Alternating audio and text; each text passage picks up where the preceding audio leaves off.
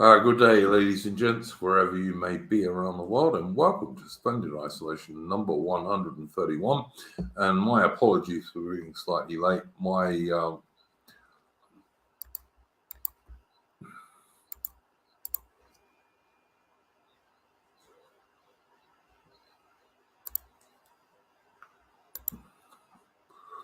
little dog hasn't been very well today, and I've been dealing with that, so we're a bit late. Okay, so there you go.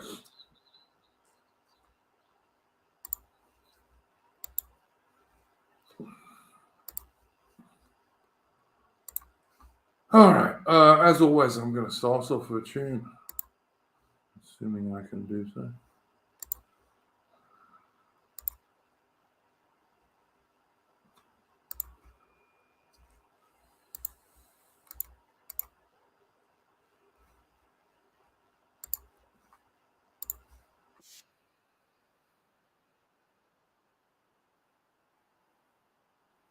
Ye breed, go bind your sons to exile, to serve your captives need, to wait in heavy harness on flooded folk and wild. Your new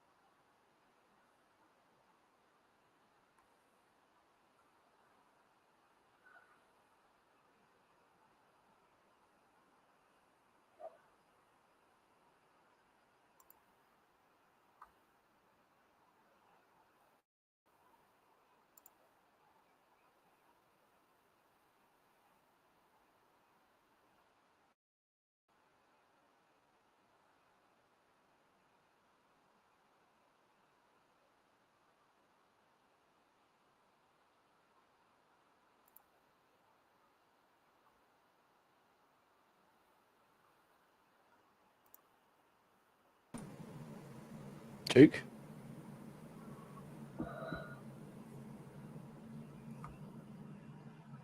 All right. Yeah, So we the couldn't hear that. sound, apparently the sound wasn't working. Well, I'm sorry, guys. What a shame.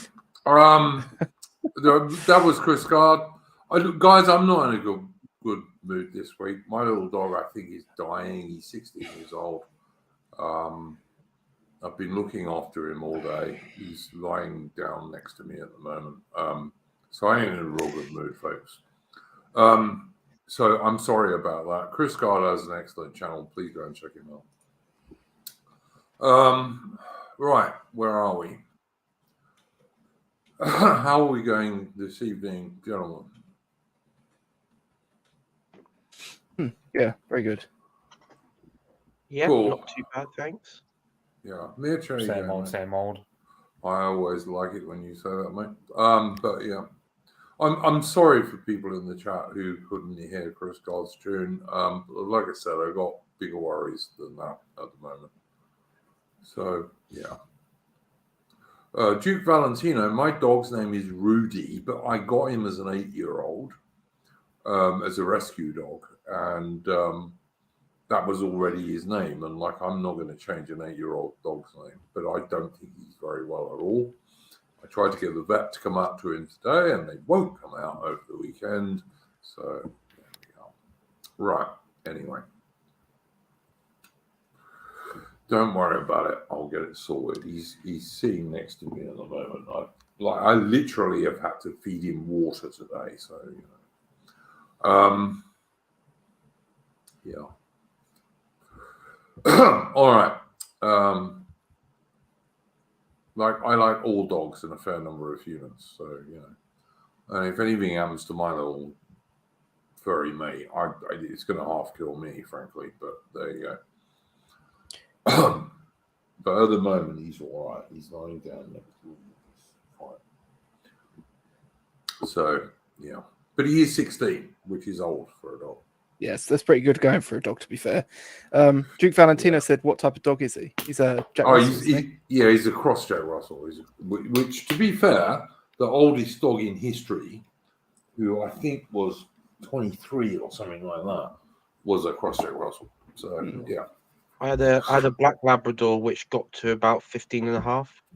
That's really good going for a big dog like a Labrador. Yeah. And she was able to still jump in the car like quite a height at 14. It wasn't until we had to like pick her up and everything. So I mean, yeah. It's amazing. Yeah, my little dog is generally like a really bouncy little character, and he hasn't been too good for a couple of days. And I like I said, I rang the vet today because I wanted the vet to come out and have a look at him, and they said, no, we won't come out over the weekend. So I thought, well, that's good then. Right. So, because it's like early hours Sunday morning here, so. Yeah. Would you have to travel in? Do you go into the vet then, or like? I'll take him into the vet as soon as they open on Monday morning, but I can't get them to come out. So I don't know what I don't know what to do. I even said, look, I'll pay you for it, but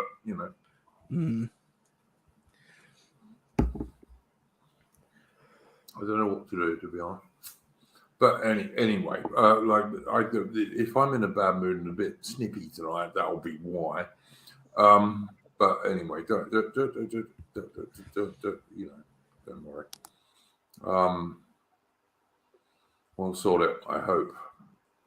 At the moment, he's laying down next to me peacefully and like breathing easily and seems all right. But he has not been all day. So we'll see. Michael, 19th Century K fan. Yes, there are some, but they're like a very, very long way from me. Because I don't live in a city. I live outside. So, and I moved outside on purpose. So, I did see a few people earlier speaking about the Napoleon movie. I have very, very, very low expectations of this film. Agreed. Yeah, the Napoleon in 1795 was about 25 years old, whereas the dude, Joaquin Phoenix, who's playing him, is 50 and really looks it too, and really looks it in 1795 when he's supposed to be 25. So that doesn't look good. That is true, but I will say that I think Joaquin Phoenix is quite a good casting in other ways. Oh, look, I think he's a good actor. Yeah, absolutely. And I like yeah, him I'm as not an just actor. saying, because he's, a man of, a white dude, but also like he doesn't quite pull off the aristocratic, how would you put it? Like the aura. He doesn't give off the vibe. He kind of seems like a petty middle manager pretending to be above his station, and that is kind of Napoleon. Napoleon's kind of based, but still, he was after all a man from a slightly more humble background for someone of that stature at that time. But to be fair, and people keep forgetting this, he was part of the aristocracy of Corsica. Yes, but of course, he was a patrician class, and then the Napoleonic family. They originated in Tuscany. I think the first time they were mentioned that was in Tuscany in the, I think it was the 16th century or the 15th century. So it was sometime at that point, and then the branch of the family moved out to Corsica, and I mean, and in the 17th century, the Bonapartes were pretty big in Corsica, to be honest. Oh yeah, absolutely.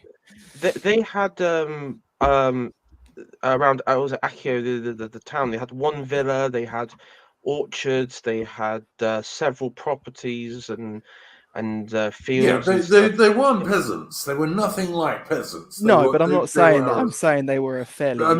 This is why Napoleon got into the French artillery academy as he did, because he was an aristocrat. Oh yes, and also when Corsica was acquired by the French kingdom, one of the French crown basically put out an edict saying, if any, if a Corsican can prove nobility or patrician status in the last 200 years, then you could be given the rights and privileges that of the French nobility. And so and Napoleon's father obviously went along with that, and as you say, he was able to get that education with the top of French society at that time. But there are no sorry, carry on. I was just going to say, but they are still a minor noble family. Oh yeah, relatively speaking. I mean, people did look down on him because of his Corsican. His accent and all that. Yeah, absolutely. They did. Yeah, they did. And to be fair, though, I was going to say with the Bonaparte, the Bonaparte family. I mean, I believe they assisted a guy called Pasquale Paoli, I think his name was. He was this Corsican independence fighter. Yeah. So the Bonaparte family always have this history of fighting against the French. But the funny thing is, Napoleon. I'm sorry, AI. Mitch, when Napoleon went back to Corsica, which he did for a while, did he not refuse to do that? And Pasquale, the Corsican nationalist guy, disowned him, didn't he? That's what I think happened, anyway. I believe Napoleon's father, Carlo, I believe he at some point ended up actually declaring loyalty to the French government at some point after a time. And so Pasquale got pissed off with them, yeah? Yeah, he pretty much just disowned them, as like he just cut off ties with them, from what I hear of it. That's what I thought. Thank you, Mitch. Yes, that's what I'd read too. Yeah. Look, I mean, you know what? My main thing with Napoleon was he wasn't such a great battlefield commander as Wellington. Because he was probably a better strategic commander because he had more opportunities to do that. But in terms of a battlefield dude, Wellington was always his master. Well, something I actually said earlier to someone was, I said he was probably one of the best commanders in history, there was only really a handful at that time that could go up against him, and it just happened that most of that handful were British. I mean, there were a few outliers from other countries that also did pretty well. Yeah, but, Duke Charles from Austria, for example. Mm-hmm. Yep, absolutely. But yeah, no, I don't have high hopes for this movie. Ridley Scott made a brilliant film in 1977 called The Duelists, which is about these two French Napoleonic cavalry officers who constantly duel because one of them wants to do that. A great film. Yeah, it's a brilliant film, really brilliant. And it's so accurate that they even get French military hairstyles right and change them as the film goes on. It's a really, really great film. But then his most recent film, I believe, was The Last Duel, which was very loosely based on a real French medieval court case that ended up in a duel, because in the medieval era, eventually you could end up like fighting a duel to decide who was right, because God would make the right guy win. And this was just a complete feminist farrago of nonsense. Not the original court case, but the way Ridley Scott played it was just to make it a totally feminist film. So I have very, very low hopes for Napoleon. I mean, I've looked at the casting of some of some of the characters. There was one, I can't remember. He was meant to be an aristocrat figure, who is of Algerian.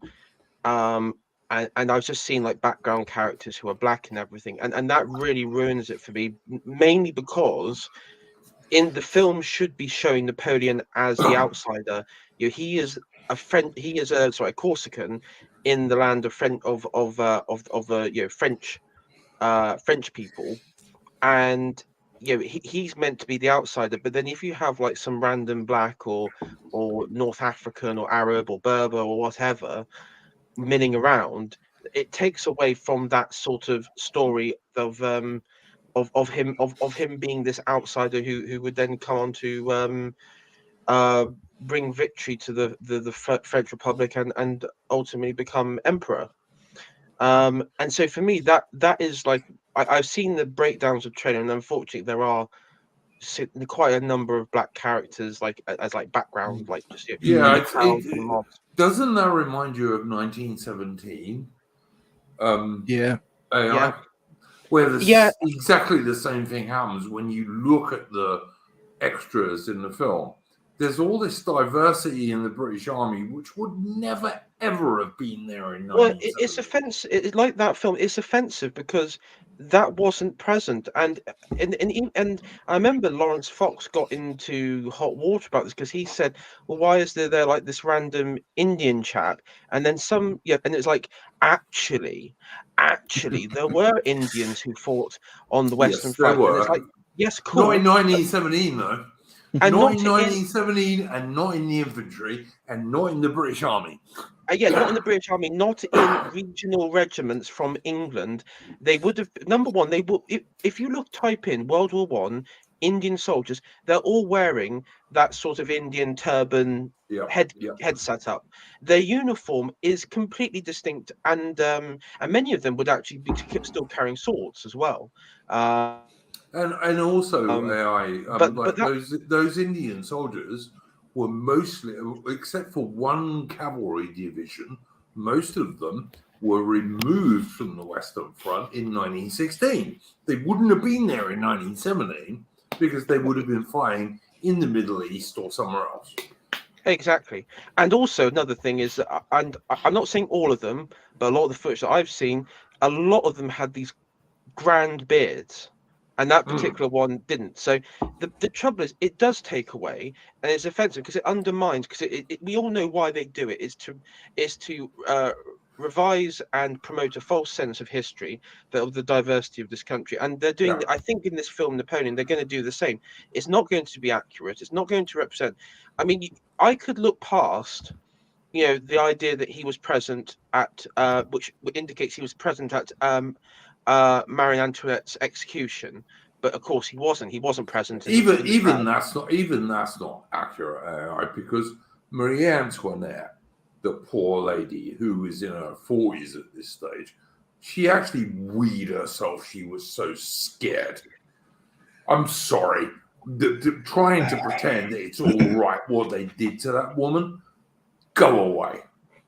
The thing is, I would say, if I was, I would have said to Ridley Scott, no, you show her scared. You show this poor woman weeing herself, crying, begging, and scared, because that is why Napoleon did what he did. That's why Napoleon had so much contempt for the French constitution that these bastards in the Jacobins and others set up. That's why he went.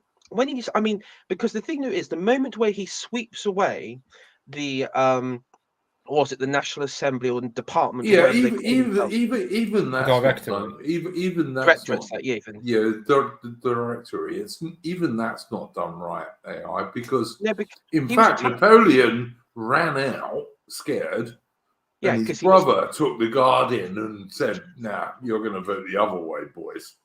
Yeah, because he went in there and he was sort of threatened, and as you say, he ran out, and then his brother led the guard in there, and was able to force their hand. But yeah, and the other thing that really did annoy me was it showed the Battle of the Pyramids. Now, the French artillery hits the pyramids. Oh my God! I tell you, if a French artillery unit actually did that, I think Napoleon would run at them with a sword and cut them all down. He would be absolutely livid. The battle was about 17 kilometers, or what's that? That's about 9 miles from the pyramids. It was nowhere near it. French artillery didn't have that range in those days. But it was never. It was never fought at the base of the pyramids. It was nowhere near it. Relatively speaking, probably from the battlefield you could see the pyramids in the distance. Certainly, yes, they did. Of course, they could, because at that time the skyline of Cairo and wouldn't the thing that would have dominated. Of course, it'd be the pyramids in the distance. But again,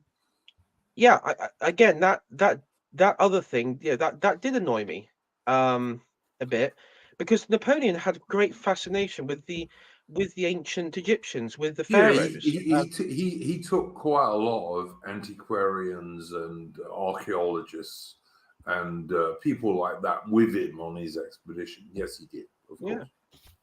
Yeah, and also the other thing was that stone?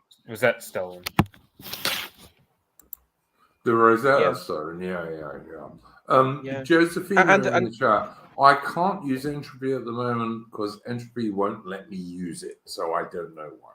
Don't worry about it.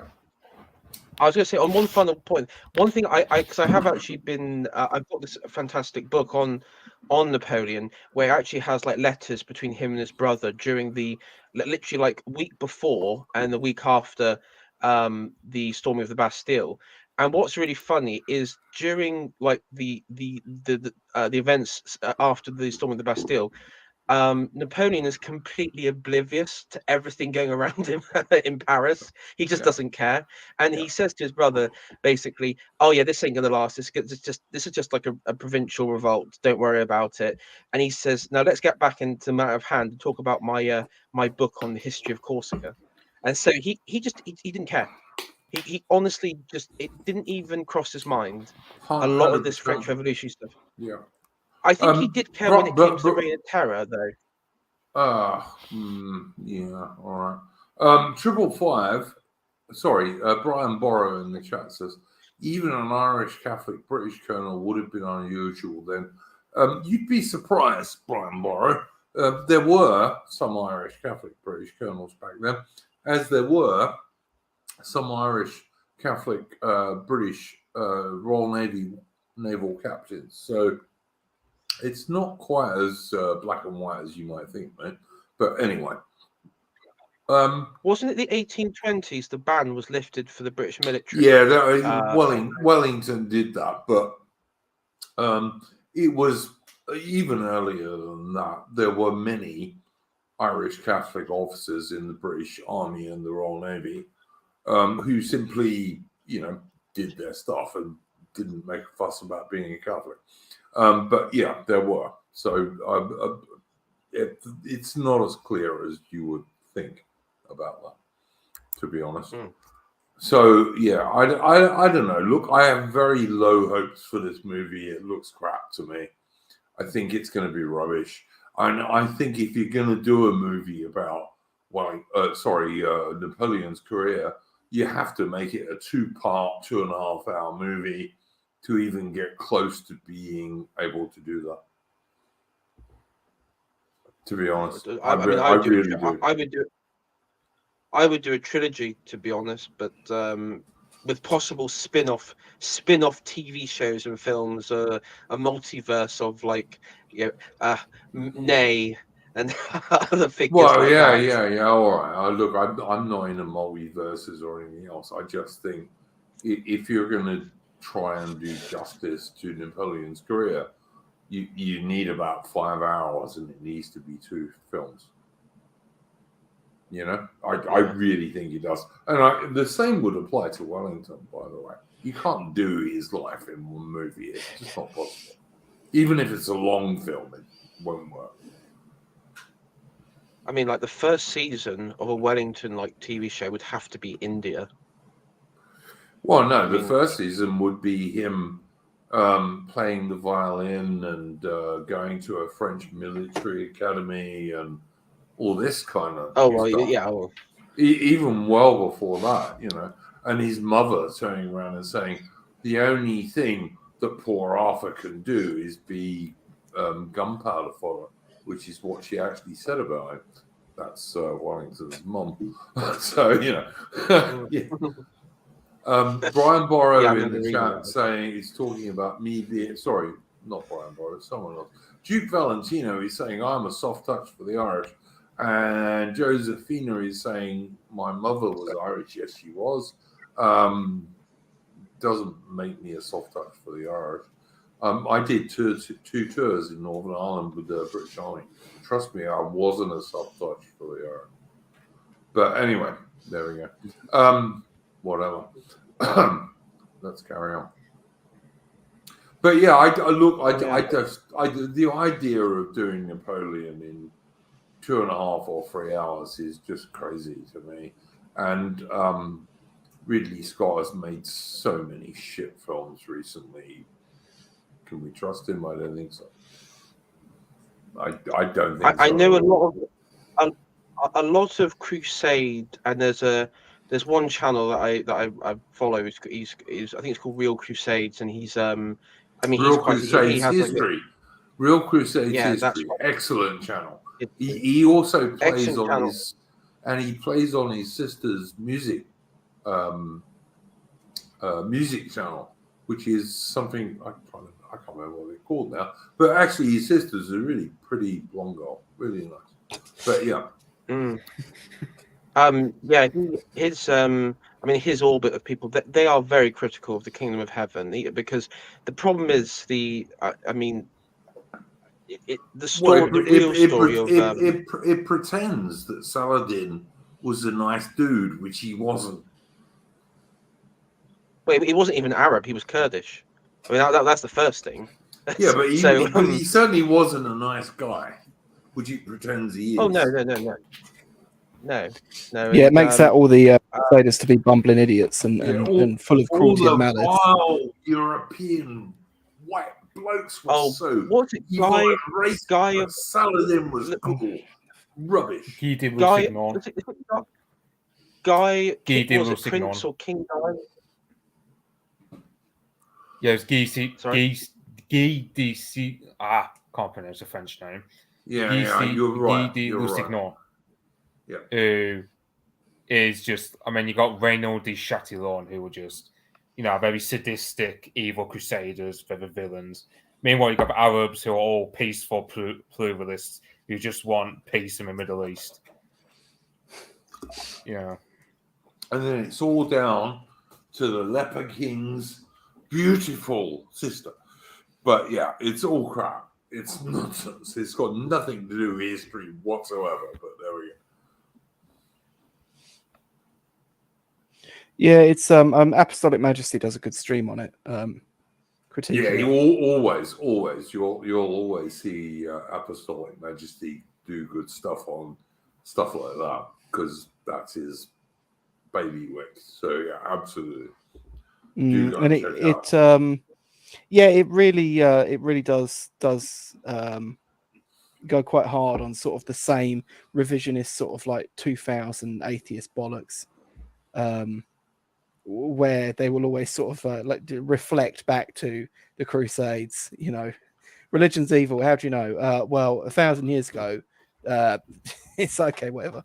But yeah, and it's a very disappointing movie. It's got like a couple of good battle set pieces, but other than that, pretty tiresome. I've only watched it. I've only watched it once, and even the general gist is that the Muslim faith is mystical and interesting, and it's represented in the film as quite mystical and interesting and good. And then the Christians are just conniving, wicked, underhand, and treacherous and everything. And then you have like the sort of French guy who's you have Orlando Bloom's character who's rises above both and is fights for the people, for the Jews and the Muslims. Yeah, and they also have like they have like there's that character who's kind of like it's kind of implied is some sort of spirit or something because he kind of sort of shows up at unusual times, and he's like, oh, these wars are just for money and profits, and it's like clearly those people undertook those enormously expensive journeys to like to what to them was like the far side of the world to steal some goat herder's land. Yeah, whatever. The Last Kingdom is it the Last Kingdom? I think it's called that. Kingdom of Heaven, I think. Yeah, The Kingdom of Heaven is a bullshit film. It's an absolute bullshit film. Even at the end, where all the Christians are allowed to leave Jerusalem, that's a lie. Saladin didn't let them do that. The only ones he let leave were the ones who could pay their ransom. The ones who didn't were enslaved by the Muslims, which was most of them, of course, because, most people didn't have the money to pay their ransom. It's just a total lie. But on Ridley Scott... Yeah, sorry, carry on. Sorry, I was going to say, I wonder what happened to the Jewish population. Indeed. What deal did they pull? No, I'm not I don't know. And how many of them were rich? That would be the other thing I wonder about. But yeah, all right. We're not going to get into that because hang on though. Just on the Ridley Scott fiasco though. Duke, you don't like Gladiator, and I do. I don't like it I like the first 20 minutes of it. Like the battle in Germany is good. I think that's quite well done. I think it's over the top, of course, but the Roman armor and the general look of the Roman troops and all the rest of it is accurate. And also, of course, it uses quite a lot of sound effects from Zulu. And actual sound effects from Zulu get used in that. Are they chanting Zulu? There are actual sound effects from Zulu in the first 20 minutes of Gladiator. Yes, there are. They lifted them from that. Yes. And accurately enough, I guess. Yeah. But after that, it goes downhill really quickly because, like Roman gladiators, as I know, Alman knows, had various classes, and one class would fight another class, and like mostly you wouldn't die, to be honest.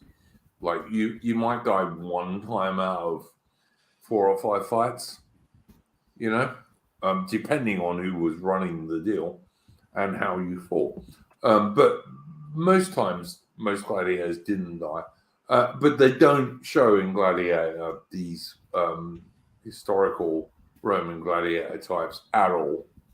And instead, they go in for an absolute load of crap. You know what I mean? So, yeah. Mighty Balzac in the chat says Germans and Zulus, what's the difference? Well, to the British, not much. We just beat both of them. But yeah, all right.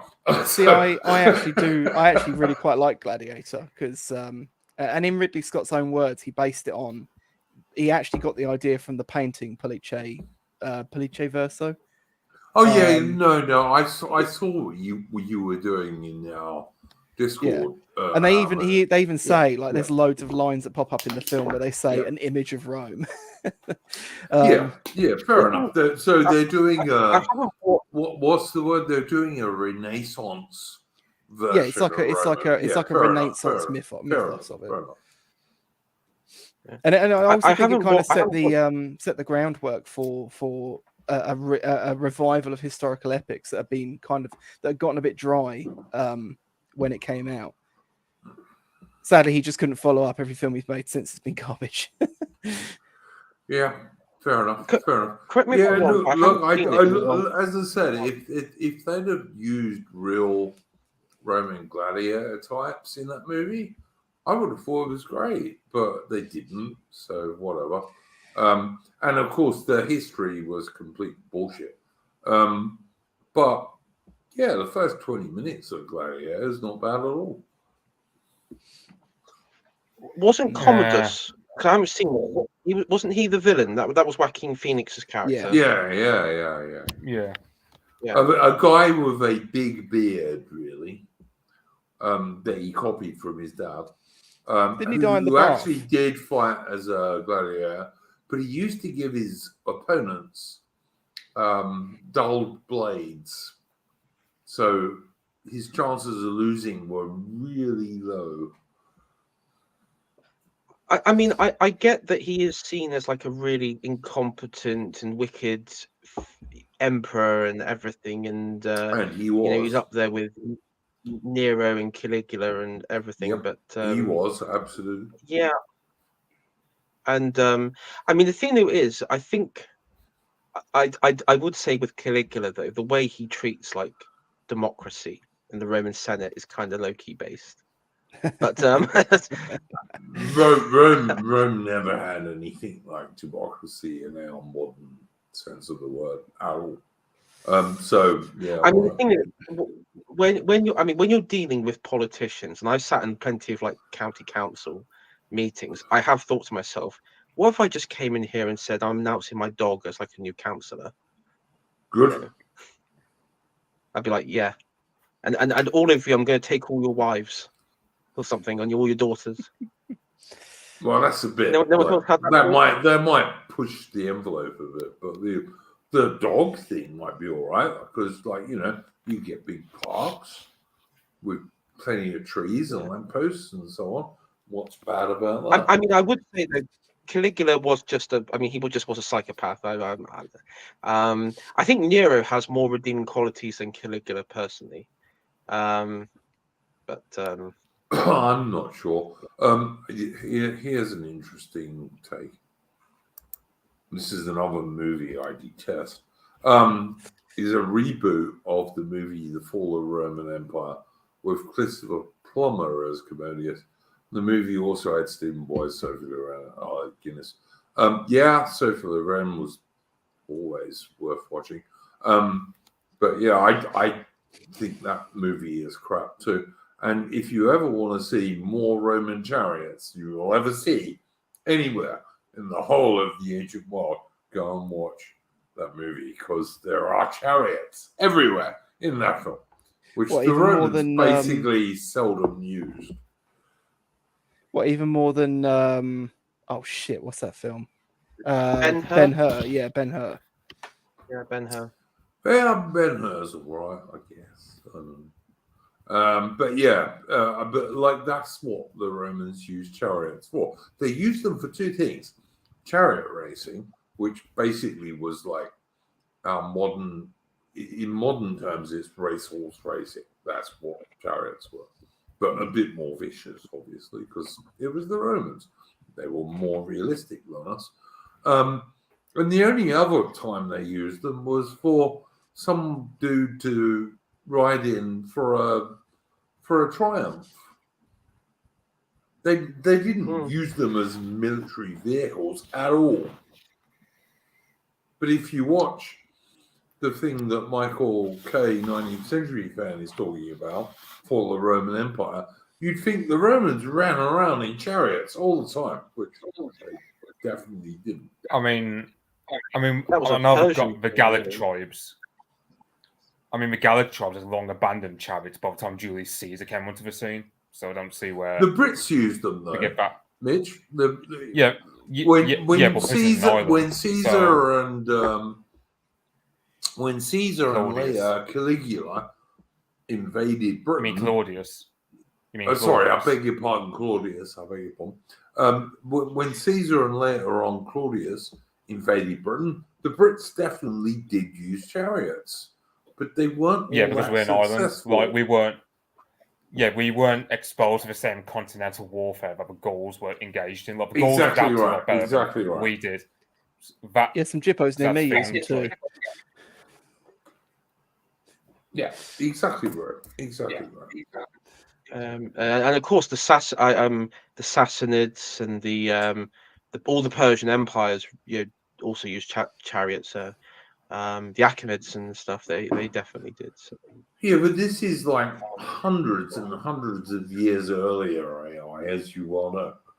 Yeah, but the trouble is, chariots aren't, because as Alexander proved, chariots are quite inefficient in battle against the phalanx, and against his phalanx, they definitely were. Well, if you can do what Alexander did and get your bits of your phalanx to like separate, let the guys go around, and as they go around, kill them from the back. Yeah, sure. Look, every military thing you do, there's always a counter. There's always a counter to any military thing you do. I mean, it depends that was on one of the who you're fighting. Sorry. Yeah, I mean, I was going to say that was one of Napoleon's sort of tactics. What was it? His use of cavalry was basically, we'll just have them all charging in from 3 different sides, and that was like it. It was a bit chaotic, some of his use of cavalry, and that was what that. But yeah, he was cannons and infantry was his specialty. Well, look, Napoleon was an artillery officer, and his big deal was always every battle he could do it. And he couldn't in Italy because he didn't have enough artillery. But later on, he could. He would produce this massive central battery to try and batter down the enemy center. And then he would launch an attack on the enemy center, which, as you rightly say, sometimes might include cavalry. It wasn't subtle. It really wasn't subtle, and increasingly failed the older Napoleon got. Yeah. There's a scene in the trailer. It just reminded me. Sorry, Andrew. There's a scene in the trailer where he's actually leading a charge. Yeah, which horseback. He never ever did ever in his entire life. He never did. The only time he led an assault, if I remember, was at the Battle of Toulon, or the Siege of Toulon. He led an assault there, but that was on foot. That wasn't. That wasn't on horseback. He was noted as not a very good rider. Unlike Wellington, for example, who was noted as a very good horse rider, Napoleon was noted as not a particularly good horse rider. Well, he first started learning to ride, I think, when he was about 10, when he first went to school in France. Because again, in Corsica and that part of the world, riding, it wasn't very common, especially because there was no need for it. It's not that good in Corsica. Corsica is quite mountainous, and all that stuff. Yeah. I mean, Michael K. 19th Century fan says Boney led an assault at Akala across a bridge. I'm not even sure he did that, to be honest with you. I mean, he organized it. Whether he led it or not, I think is somewhat more dubious, shall we say. I'm pretty sure that's noted in Andrew Roberts' biography of him.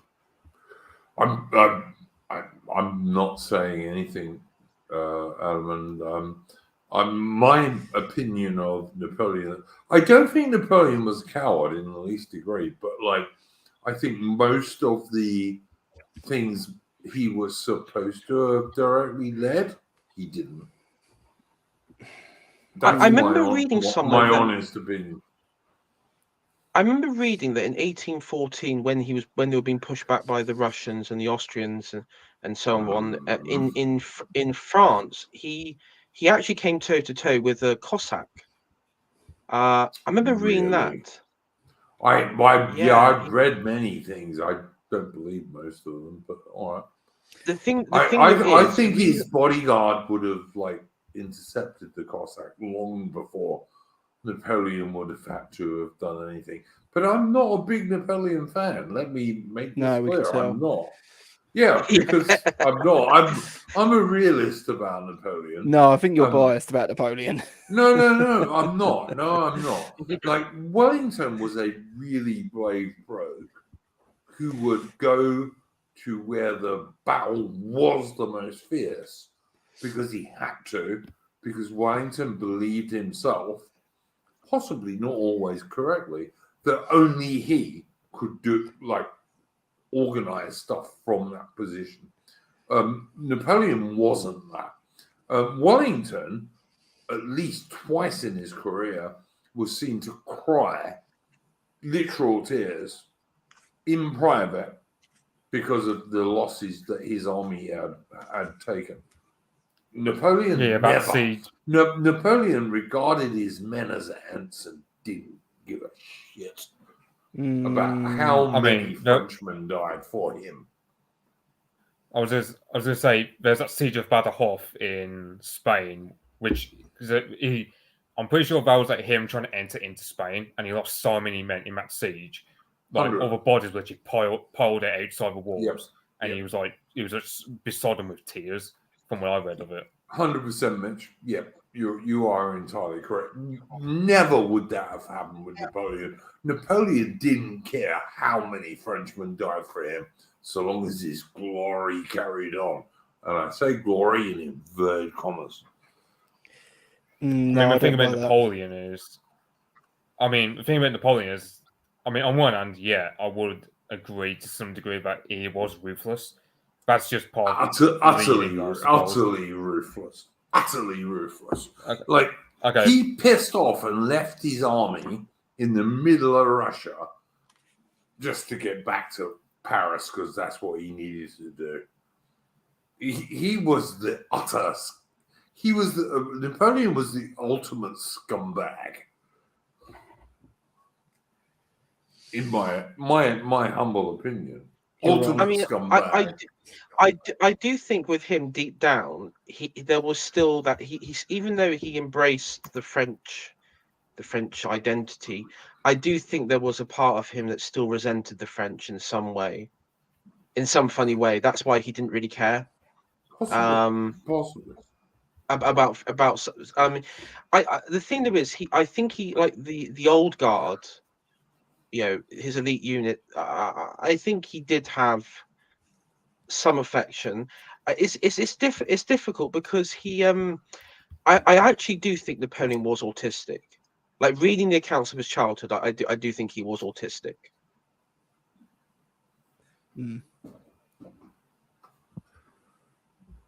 As well. Well, maybe not being like autistic. I don't know. I just think he was utterly ruthless. Didn't give a shit about any of the French people. That's just me, and I am biased. He was incredibly cool. So I'm biased. He was like incredibly clueless on political matters.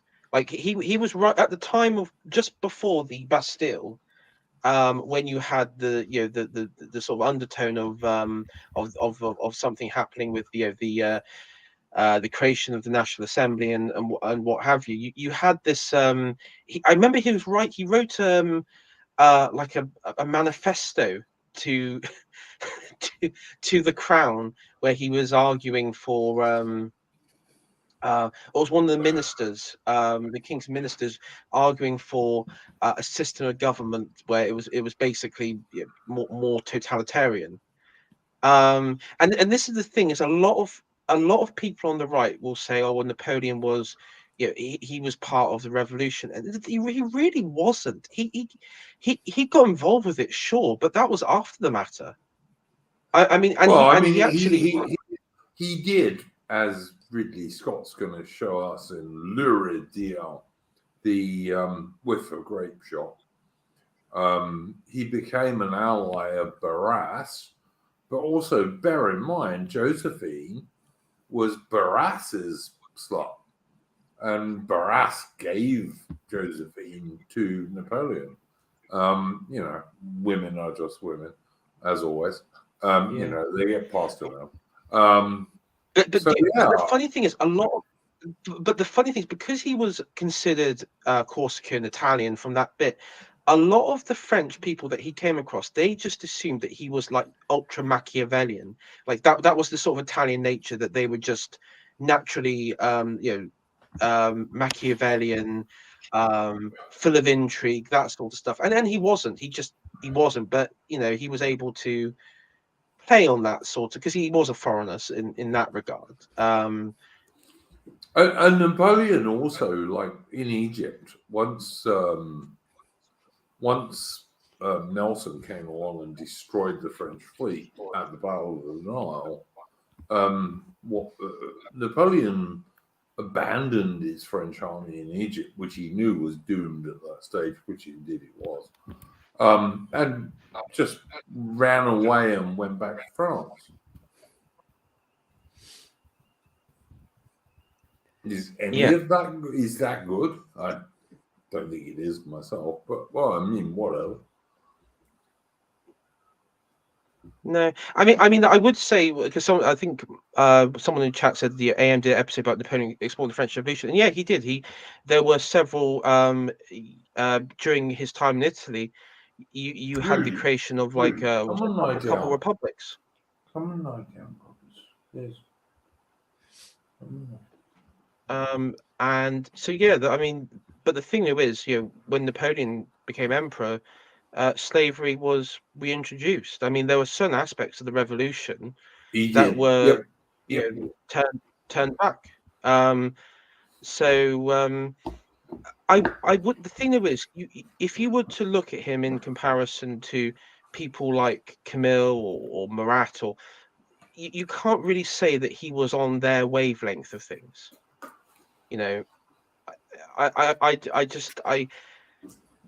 Because ultimately, and he wasn't. I mean, I think it's self-evident that he wasn't a Republican at the end of the day. But I think we can all agree. Even under Napoleon, in places like in the west of France, royalists were still getting murdered, and not just royalist blokes, but royalist women and children in huge numbers, even under Napoleon. Yeah, and I mean, that is correct. I think that's why one of the reasons when Napoleon was crowned, when he crowned himself even emperor, he took great effort to have the Catholic Church present, that to make it Catholic in nature, because even though he wasn't a Catholic, I don't think I don't believe he was a Catholic. I think he was. I think he was an atheist, to be honest. I think he believed in a supreme being. I don't know if he was an atheist in the full sense, but I don't think he believed in the church aspect of it. But he knew that you couldn't basically do what the revolutionaries do to abolish the Catholic Church, because that's ridiculous. It's just impossible to do. and unrealistic. But at the same time, you do have to look at what happened in Spain, because there was definitely assault on the Catholic Church during the occupation. But then one could argue, well, but the Catholic Church were weaponized by the Spanish. So, yeah. You're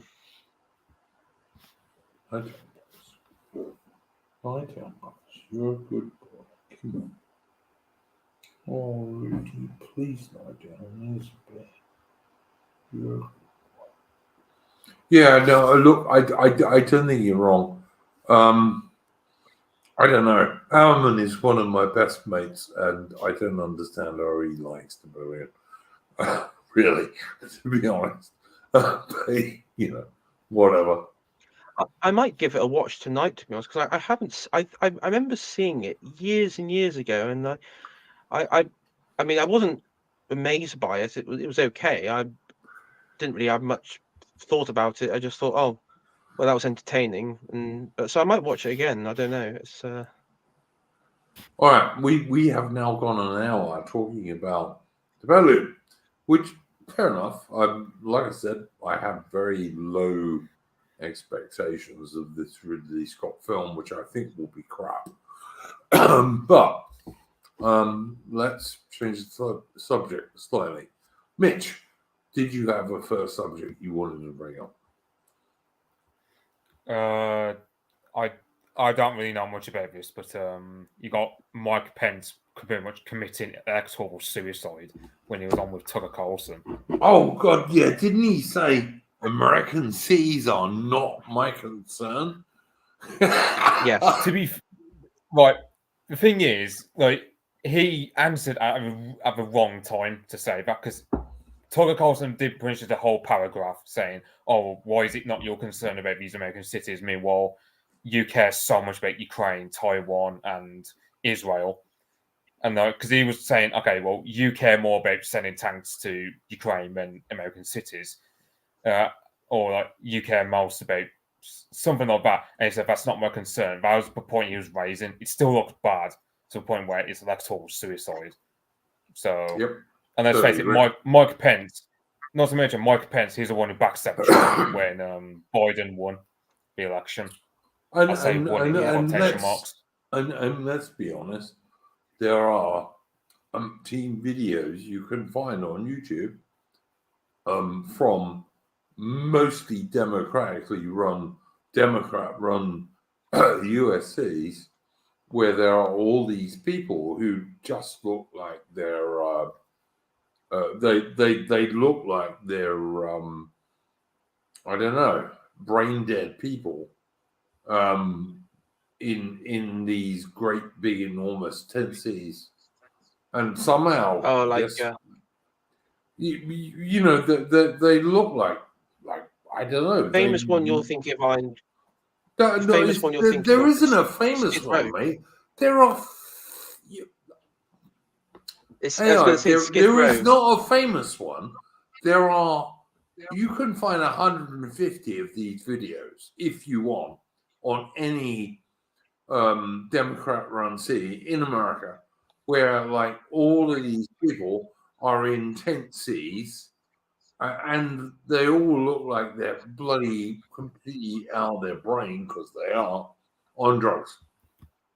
And somehow we're supposed to believe that America is still a great country. Yeah, all right. I mean, the ones that I see more often when people are being passed around online is usually Skid Row in Los Angeles. You can see this in 15 cities in America. And just put the city name in the city name, put the city name in the Google search, and you will find exactly the same thing. These people are completely gone. Yeah, I mean, was it New York, Philadelphia, Baltimore? 100%. Pittsburgh. Of course, was it San Francisco, Los Angeles, Yeah, all and the funny thing is though, now you'll see a lot of leftists and Democrat shills online who will say, "Well, hold on a sec. They don't do it by cities or control of cities. They do it about red state, blue state. So their get out of like places like Ohio, of course, that's a red state, but the cities in Ohio." Are of course, there's on the local level, well, it's Democrat controlled, and Democrats have the on the local level have the greater political sway. So yeah, but AI in the non-democrat controlled states, it doesn't look like the zombie apocalypse, which it absolutely does look like in all the democrat run states. I mean, yeah, I mean, I would say it's that more with about Ohio, demographics than the political party ruling them, though. It's more demographic. I mean, okay, in Ohio, for example, there is a lot of like drug, like the zombie drug problems. Meth, especially on the white population, there is pretty. From my understanding, is actually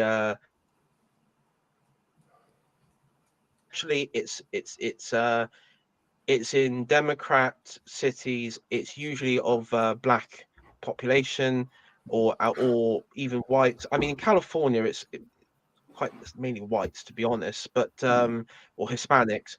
But yeah, the problem is it is Democrat controlled cities, and Mike Pence saying, not my concern. In some funny way, I've heard a lot of MAGA people over the years, and and people in the Republican Party who have this sort of idea. Well, we'll just leave the cities, or we'll leave this place. We'll leave this place because we can move out to like based countryside, based rural county. And so I'm not surprised he said that, because in some way I think there are elements within the Republican Party and in the MAGA movement who have actually internalized, well, the cities are lost. Now, I don't like that idea, the cities are lost, because that sort of mentality has found its way to the UK and to Europe and to other places. And, I don't want London to be lost. I want London to be English. I want Birmingham. I want every inch of this land to be Ain't English. no chance of ever getting London back, mate, unless we do enormous Fed posting, chucking people out. Yeah.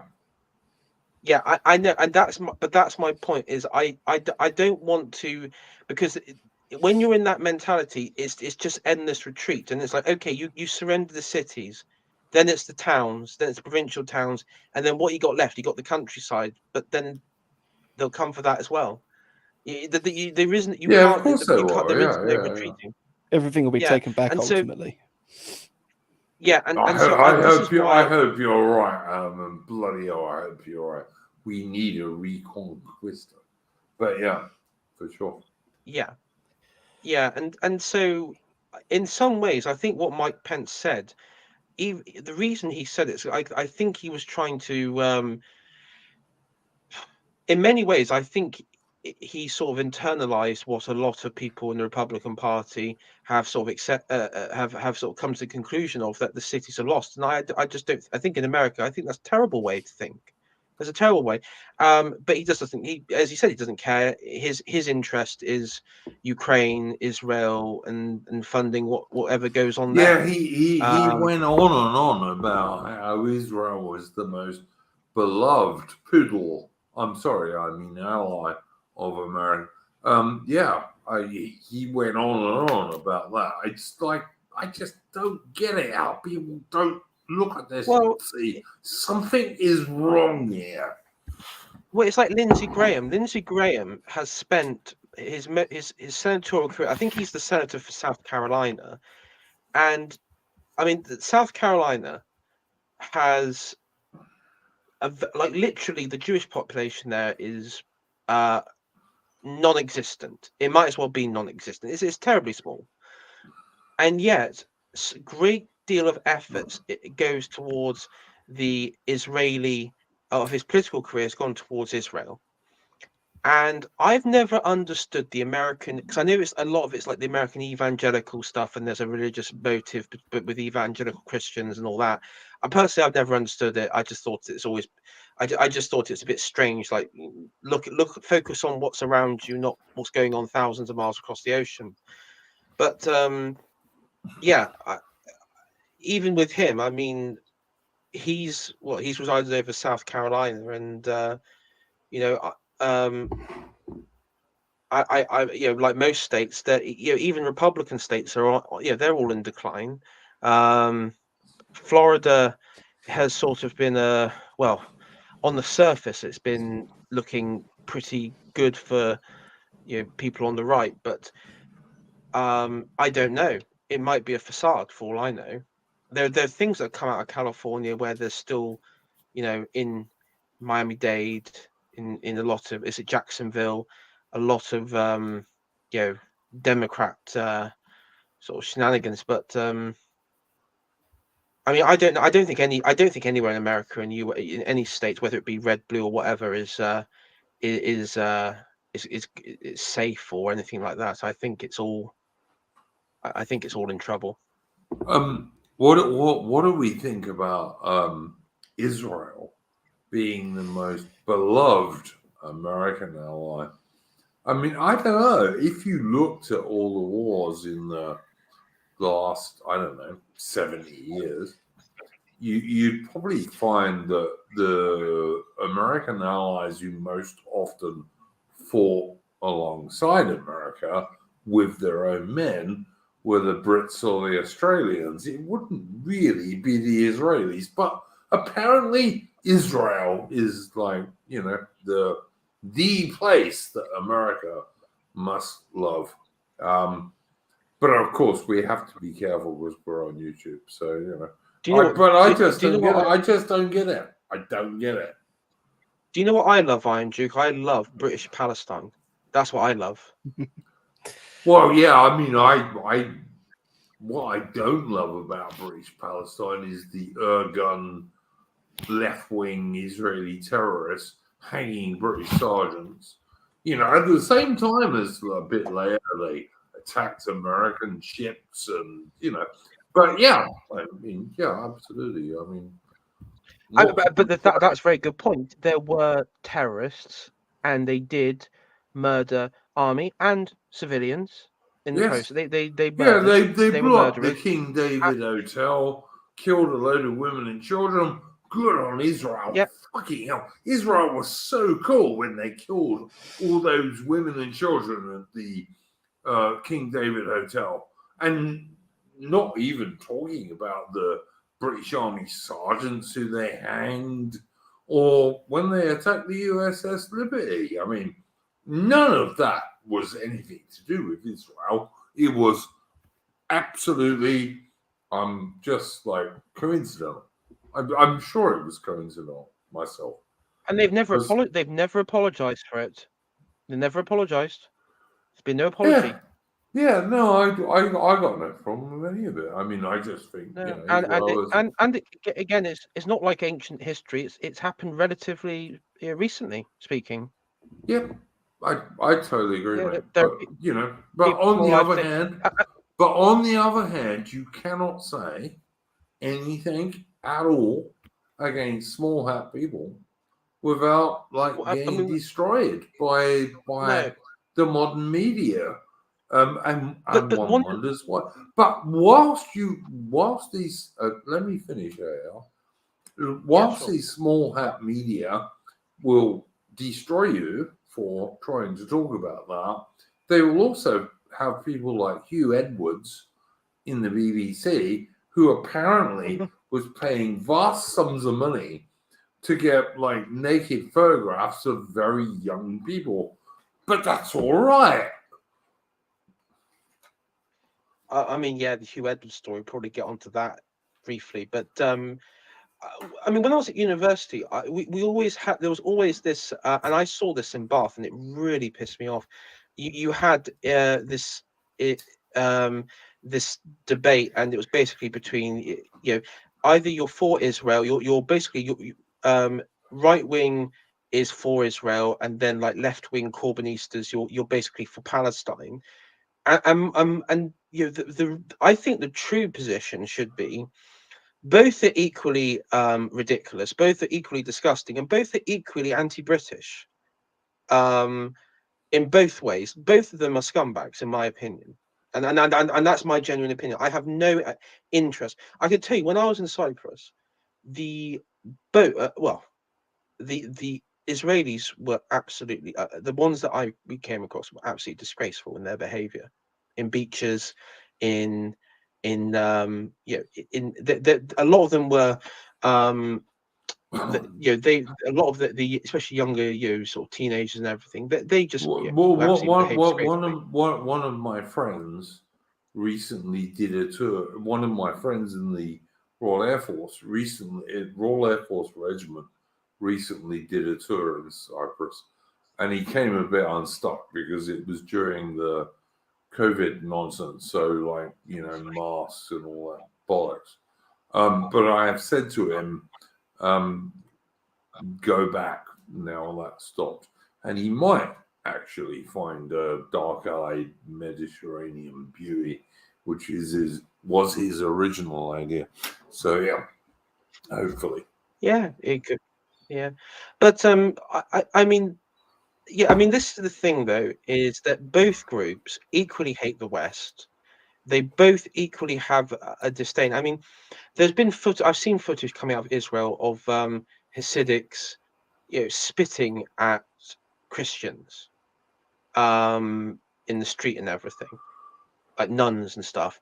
And you know, this is where it just baffles me, is that if you are supposedly a right-wing Christian person, I mean, you should be supporting the Christian population, the Assyrians, the true allies. Look, I don't get it. I'm a Protestant Christian.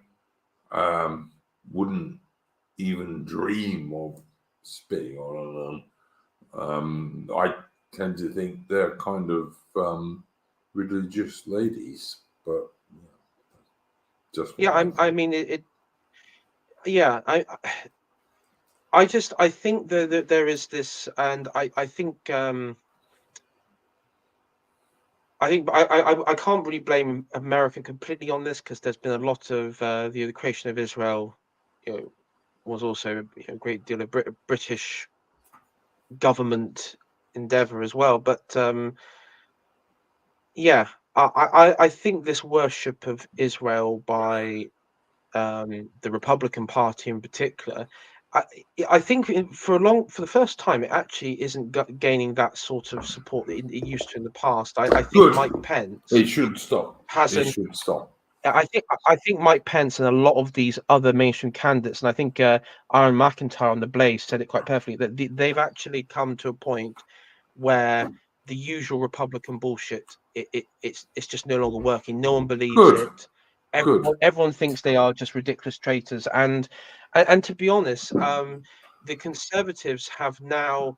There's more conservative voices who are being more Schmittian about what's going on, and I've seen James Lindsay, infamous James Lindsay, whine about it. Whine about saying, "Oh, but Schmidt, he was a Nazi." Yes, but he's still correct on what he said about politics and how people behave. All cool. I don't disagree with you at all. Mitch, we haven't spoken about Ukraine for a bit. Your take on this? I mean, my take is like all these Ukrainian so-called assaults have totally failed, and the only thing that's happened is loads of Ukrainians have been killed. But what do you think, Mitch? From what I've heard of it, it's just it's been a large mixed bag of me being doomer about it. I'll be back in a moment. Just got to put my milk back in the fridge. Cool, man. Listen, guys. Anyone who's paying attention to the Ukrainian assault in Ukraine has to recognize that, like, it's gone nowhere over months now. And the only thing it is doing is, like, killing loads of Ukrainians. They're not penetrating the Russian defenses at all. But anyway, Mitch speaks Russian and follows some Russian channels, so I'm going to leave it to Mitch. Mitch, carry on, Mitch. Yeah, so there's a new article that came out, I believe, hold on, I get it up, from the New York Times that pretty much admitted that in the first fortnight of a week, so the first 2 weeks of this much talked about offensive, Ukraine lost 20% of all the armor and equipment they had in the entire armed forces. And between the third week up till now, they've lost another 10%. So now the Ukrainian army is at 70% strength of what it was before this offensive. Meanwhile, I'm hearing of Russians counterattacking in other sectors of the front, like Crimea, which is Crimea, as well as near Kupiansk. Rudy, come on, lie down, Poppers. Sorry, mate. Both these areas, which in Crimea, it's largely just been steady progress for ages at this point because the Ukrainians have focused so much on this talked about offensive. The area around Kupiansk, well, Kupiansk is big because when the Ukrainians broke through and took all the land they did back in September, Kupiansk saw a lot of its pro-Russian civilian population just purged. So it's a big stickler point for the Russians if they're able to take back some of that land and just sort of wreak vengeance for what happened in September, where a lot of these pro-Russian civilians just got swiped to a point where you have that article, that immortal article we all think of when we were saying they were hunting down these Russians like pigs. So, but then it's also been a mixed bag because, I'm sorry, all I was going to say there, Mitch, was they hunted the Russians down like pigs, did they? Well, that's a nice thing to say about your enemy, isn't it? I mean, we're talking about civilians. We're talking like women and men. I don't know about children, but I mean, given Ukrainian bloodlust, I won't be surprised if they also took it out on the children, to be fair. No, honestly, I just don't get that. Like, one of the things that, like, distinguishes a Western man from other people is we don't, if possible, kill women and children. And I think the Russians are part of that. I don't think they mostly kill women and children, certainly not since the Stalin days anyway. So, yeah. Yeah, I mean, I've also said it's a mixed bag because earlier this week, the Azov Battalion, all those lot who were in Turkey as part of the grain deal, they've been allowed by Erdogan to go back to Ukraine. So it's been a big slap in the face for Russia on that one, prestige-wise. But then, as we said before we started, Mitch, Russia has also now started bombing the port of Odessa and Snake Island again. So, in the end, I'm not sure that's going to do the Ukrainians much good. Okay, but it's still a big slap in the face towards Putin, though, because he negotiated that deal with Erdogan. Yeah. But it had a time limit, didn't it? Yeah, but the Russians kept renewing it, even though it's been known since like August, at the very latest, that this grain deal was a way for Ukraine to smuggle weapons to assassinate figures like Vladimir Tatarsky and that Daria Dugina, who is a daughter of Alexander Dugin. But also, so far as I understand it, Mitch, the Russian Navy has now said that, like, that part of the Black Sea probably going to be full of mines, hasn't it? Turkish ships escort a lot of his grain ships, so I don't know how that will happen. Well, but that won't help them if there are mines there, is what I'm saying. Is the Russian admiral, the Russian admiral in that part of the world has turned around and said, if you bring your merchant ships up here, your chances of getting hit by mines are pretty high. And that's what naval commanders do. They say to merchant ship people, you probably shouldn't come up here. Okay, and the Turks have been escorting most grain ships. So what can you do? Like, if those mines hit Turkish ships, Erdogan's just going to go tough on the Turks, basically. I mean, the Russians will turn around and said, "We warned you." Okay, I'm a member of NATO, and we all know that the likes of Poland and a lot of these, and Britain, for example, has very very gung ho. You got the head of the RAF who's gobbing off about how if war between NATO, the RAF can fight Russia, and if the RAF loses 20 aircraft, there'll be no air defense for the UK. Yeah, good. I really do, honestly. Yeah. I mean, those 20 airplanes will beat everyone in Russia. Sure, they will. Yeah, but my point is this: if the Turkish ships get mined, okay. I mean, the thing is, how does that help Russia really? Because, okay, you've aggravated the Turks. Now, the Turks have been surfing between not applying Western sanctions as well as accepting Russian tourism, but also screwing them over simultaneously. Because, as history will show, you never trust a damn Turk. Now, fair enough. But that's the thing is, Turkey's been skating between two worlds, between the pro-Western view and the pro-Russian side. How does it serve Russia's interest if they mine the Black Sea, destroy a lot of Turkish ships, and then Turkey just applies Western sanctions, or even just sends a lot of military equipment to Ukraine? Now, the Bayraktar drones, they were sent. Hang on, Mitch. What equipment are Turkey going to send them? Turkey has a huge army, but it's not very well equipped. And even when they took German Leopard tanks into Kurdish areas, they got destroyed.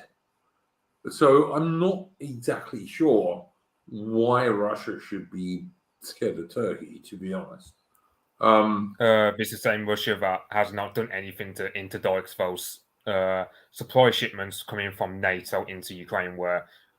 For example, the bridges of the Dnieper River, Russia could have blown them up ages ago. They've got the missiles to do it, but they don't do it. Hang on, they're really hard to blow up. They're Soviet era bridges, and they're bloody tough. And you've got to hit them with at least half a dozen missiles each to have any chance of breaking them. There was a river, the Oskol River, which the Russians had blown up with one of our missiles, and it was a Soviet-engineered bridge, not to the same length as others Dnieper bridges. Yeah. But they were able to do it with our own munitions, so they have the ability to do it, but they just don't do it. Look, Mitch, I don't know. I just think Russia needs to win the damn war. And that's the thing is, if you're a British nationalist,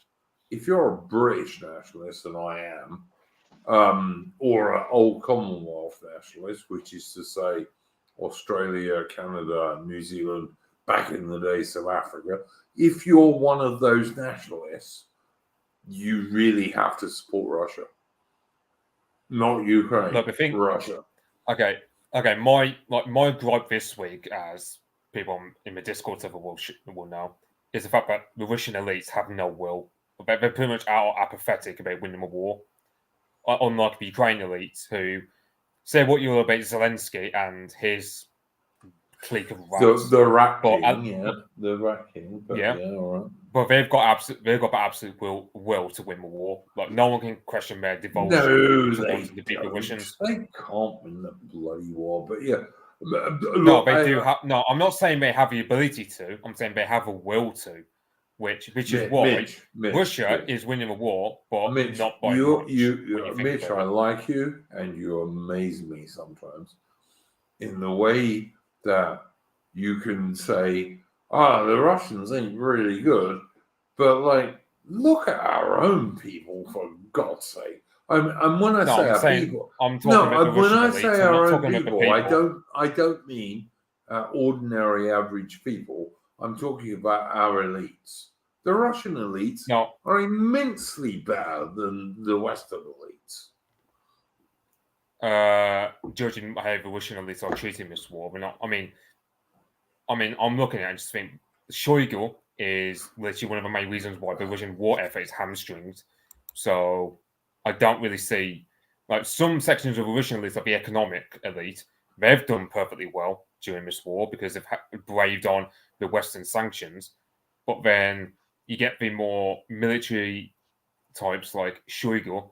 Some people might say Gerasimov, but I don't know about Gerasimov. But Shoigu, for instance, he really is just. Most people on the Russian side hate him and they want him gone, but Putin will never get rid of him.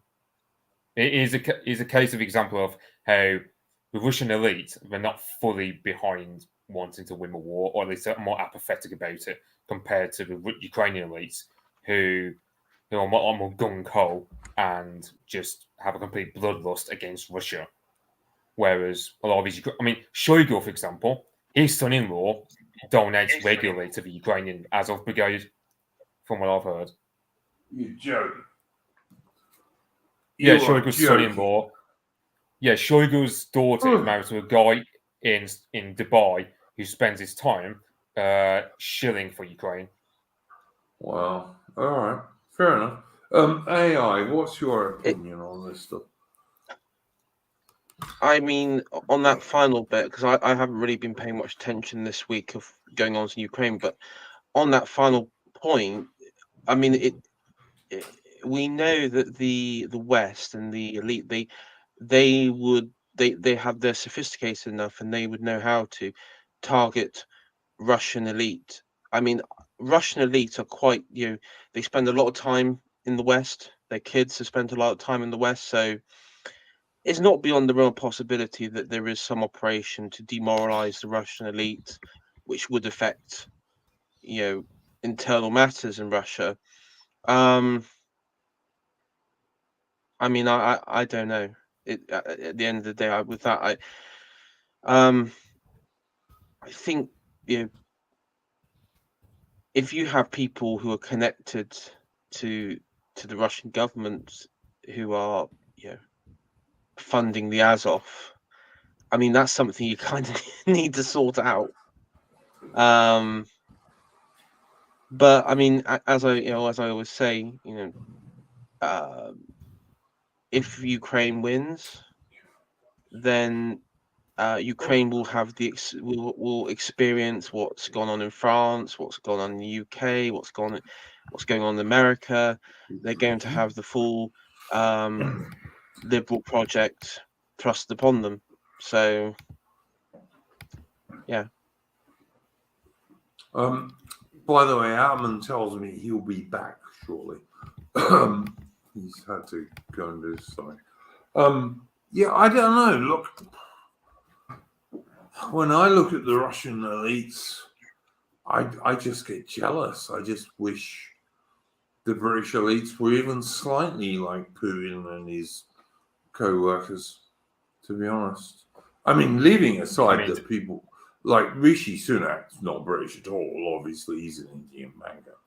And quite a lot of the leadership of the Conservative Party is the same. They're all drop-ins.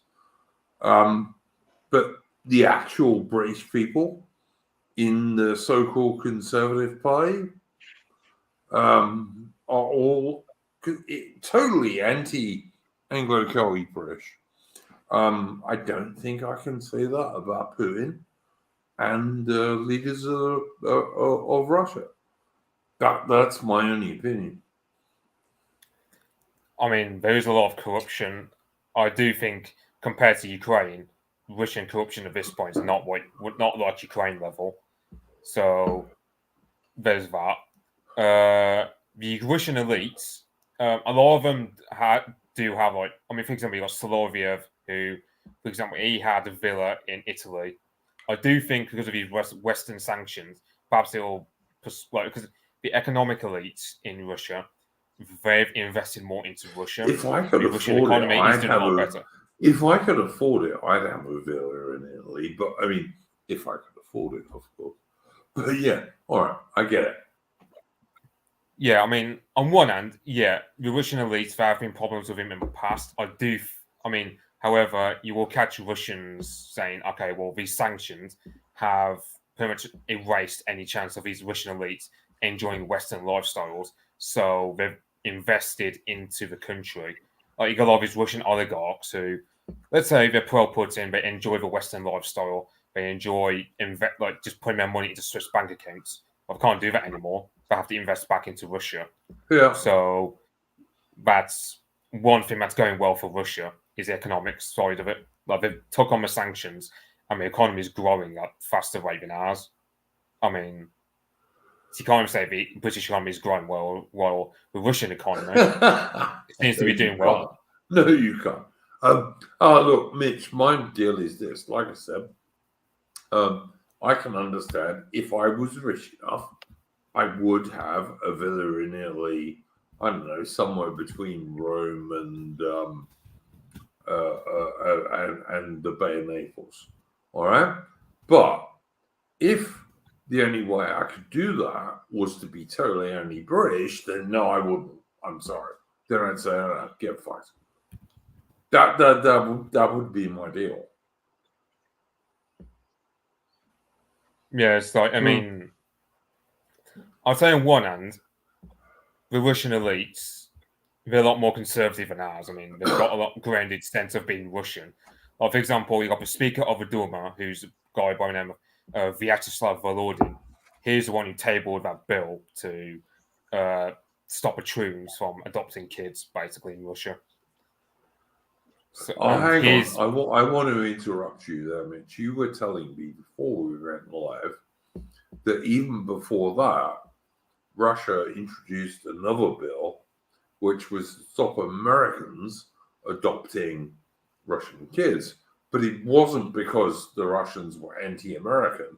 It was because they didn't want Russian kids adopted by perverts, basically, I think is... Yeah, the Magnitsky Act, or the Magnitsky Act of, I can't remember, 2011 or 2012. When that act came through, because it prohibits American couples from adopting Russian kids, of course, the American mainstream media went on a hissy fit about it. But the thing is, they never tell you because there was a scandal in Russia where there was a case of a Russian kid or Russian kids, I can't remember. It was loads of siblings, from what I've heard. They were adopted by an American couple. This American couple, sadists and perverted, some of the worst people you'll ever come across in life. And they did really unspoken things to these children. That became a great scandal in Russia, which is why they banned Americans from ever adopting Russian children. Whereas Ukraine, they're near the flesh peddling market of the world, especially in context of this war, where, for example, the Slovak police, they busted a woman back in December, and this woman, I won't say what she did to the children, but very unspoken things to the children, who she was trafficking for sexual perverts and whatnot, like keeping them really run down housing, basically starving them, beating them, you name it. If you can't protect children, who the hell can you protect? And of course, the so-called grooming gang scandals in the UK totally prove that no one in the UK can even protect 11-year-old girls. I mean, when you actually dig around the surface of child trafficking, and that film that Mel Gibson, what's it called, The Sound of Freedom? That's recently, Mel Gibson said it was a good film. It is a good film. It's based on a true story. But Mel Gibson is himself doing his own documentary on this, which I will look forward to watching. Yeah, and I mean, of course, the film covers child trafficking, and it's been wrongly condemned as basically like QAnon conspiracy theory and usual stuff. By the same mainstream media outlets that totally defended that vile French film Cuties, which tried to tell you that like 7 and 8 and 9-year-old French little girls were somehow sexual. Yeah, and then you have like so the grooming gangs, the response to that, and we know what all happened. Basically, it was facilitated by the police and a conspiracy of criminals, of police officers, and social and councillors, and even a few MPs who basically not just allowed. I mean, I can't say just allowed this to happen, but also joined in on it in some cases. So, and then of course you look at what happened with Hugh Edwards and the BBC. Yeah. Apparently, there's nothing wrong with Hugh Edwards. He can be a pedophile, but he should be allowed to come back, according to the left wing and most of the liberals as well. Yeah. And this is ultimately, I mean, the thing there is that the left have always been in favor of paedophilia, and it makes sense because they one want aspect your children. AI, they want your children.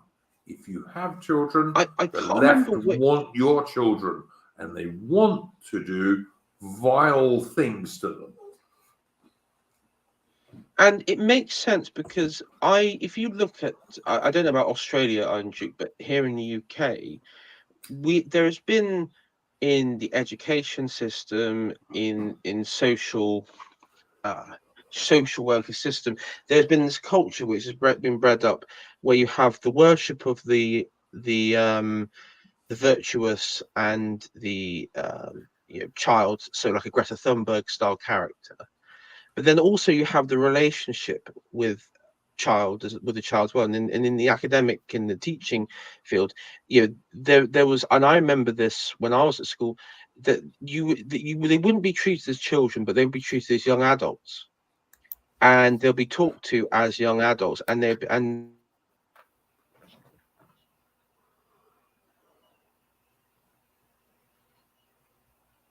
carry on, AI.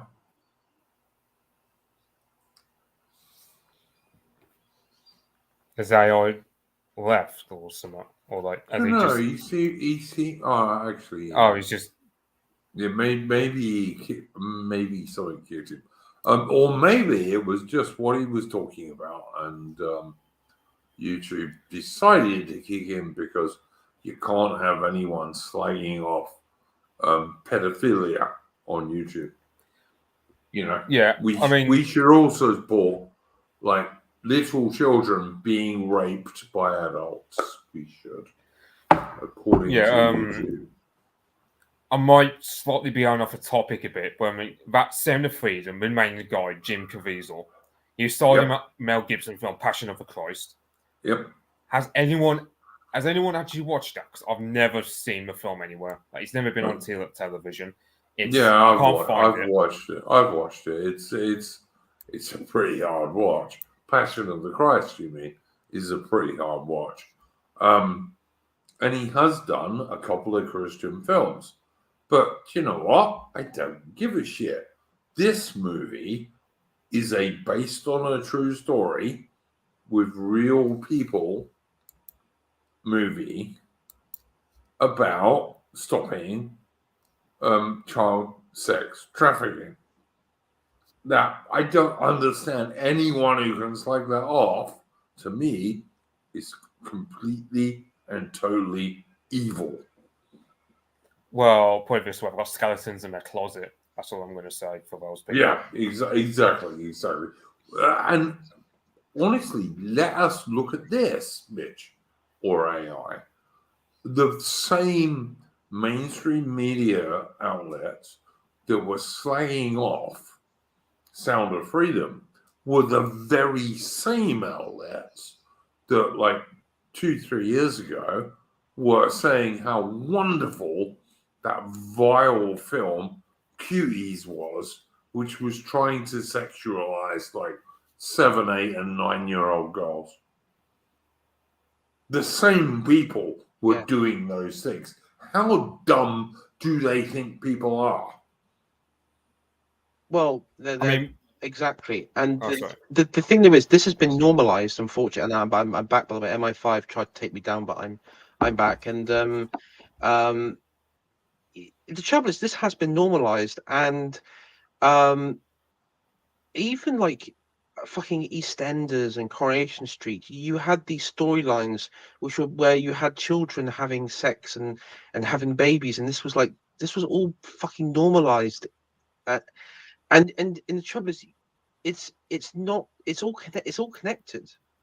It's all connected because this is when I say this is the process of turning children to young adults and the normalization of paedophilia. And we know figures in politics, Harriet Harman for one.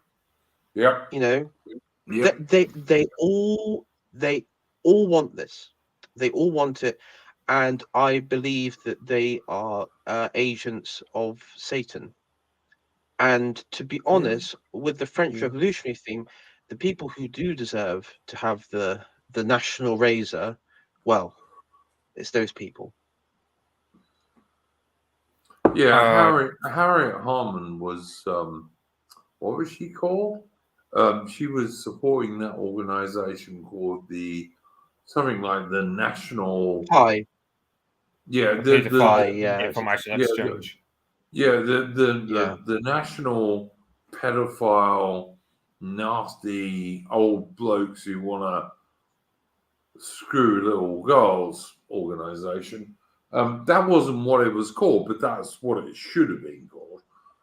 But yeah, and she's from the Labour Party, and she's still there.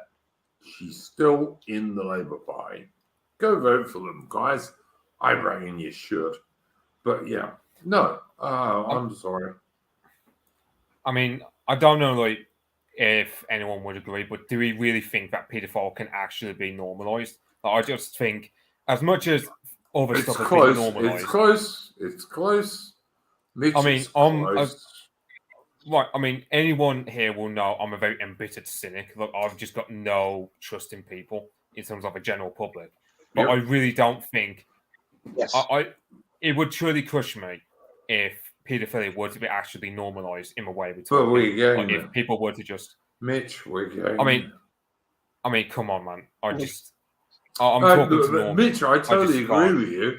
I do totally agree with you, but we are getting there. Very, very, very close now.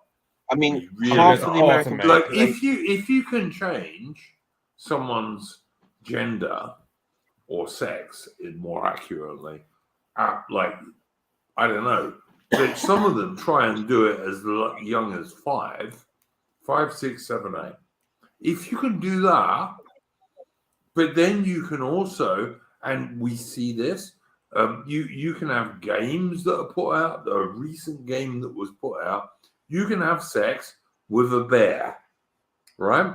A bear. Please don't. Yep. I'm not lying. This is the truth. No, I've seen it. Like, I've seen it. I'm not saying to you that. I'm just saying, please don't remind me of that. But that's true. And if you can do that, and if you can turn around and say that, you know, there is no such thing as innocence, which is why we have these transsexual story hours, because you mustn't allow any sort of innocence. Like, children, as far as I'm concerned, like, kids up to about 8, 9, 10 should be innocent. They shouldn't know anything about any of this stuff. But the left don't agree with that at all. And this is why they're doing it, is because if you can pretend there's no innocence, if you can have sex with bears, if you if you can have sex with your little dog at home somehow and not be a scumbag who should be killed, this is what they want. This is what they want. They are after your children. They are after your children, mate. Another one, and this might be controversial if you're a Game of Thrones fan, but even the TV show Game of Thrones, if you look at it as a whole, you have a good portion of the cast are children who are heavily sexualized. The innocence is taken away. Now, you could argue, well, this part of the story and whatever, but in the Game of Thrones, it normalized incest. It normalized, it mainly normalized incest, but it also normalized, again, sexualization of children being involved in that sort of and these aren't like teenagers. There was actually like proper like children. So if you dig below the surface, you can find them. I would say definitely these people AI know exactly where they want to go. They know exactly where they want to go. I mean, I read a thing last week, and I don't know if it's true, that California actually made it legal to kill babies up to 28 days after they were born. Now, if that's true, we are in hell. We are in hell if that's true. And ancient Carthage would be very proud of California. I was going to say, Scott Wiener, who's is it congressman? I don't know, I don't know what you call like a guy who sits in a state legislature over in America. Scott Wiener is the main guy who's pushing all this. He tried to push for example, HIV blood to be allowed to be donated to blood clinics. He tried to push for what purpose? This guy is, I mean, if you look at his phenotype, very dodgy guy. I'm not talking about his early life section. I'm just talking about the skeletons he's got in his closet. He tried to legalize it, so that, as I said, like the abortion stuff. Then he tried to push it so that the age of consent would be lowered even further. I mean, this guy is the main guy who's pushing all this sexual degeneracy in the case of California. And he's obnoxiously so because of his, as I said, his phenotype, of the way, like just his overall demeanor and appearance. You can just tell he's like a demon in human form. Wow. I don't get it. I don't get it. I mean, I hate to reiterate the point that I say, but I mean, America, it kind of does need to be destroyed before it destroys us. It's like it can't continue. It just can't continue.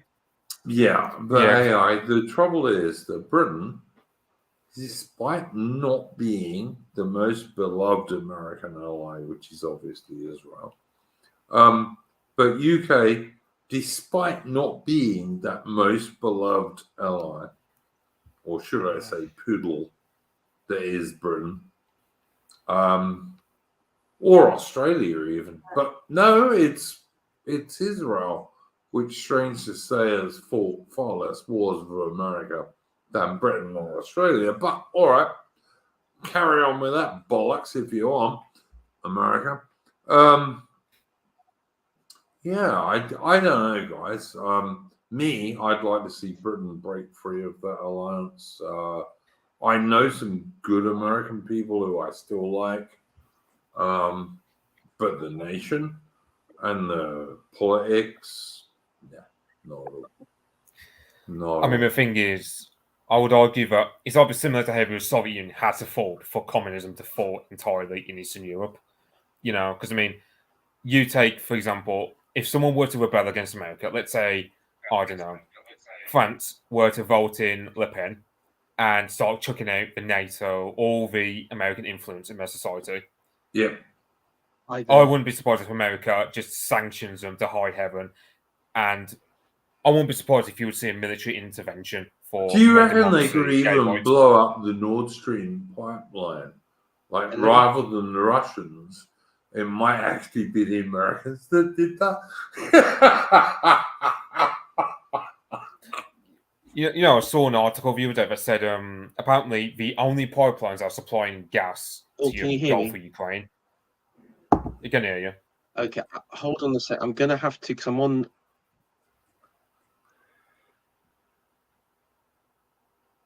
My gas bill, by the way, guys, just went up 125% in Australia. And when I say gas, I mean gas you use for like cooking and heating and hot water.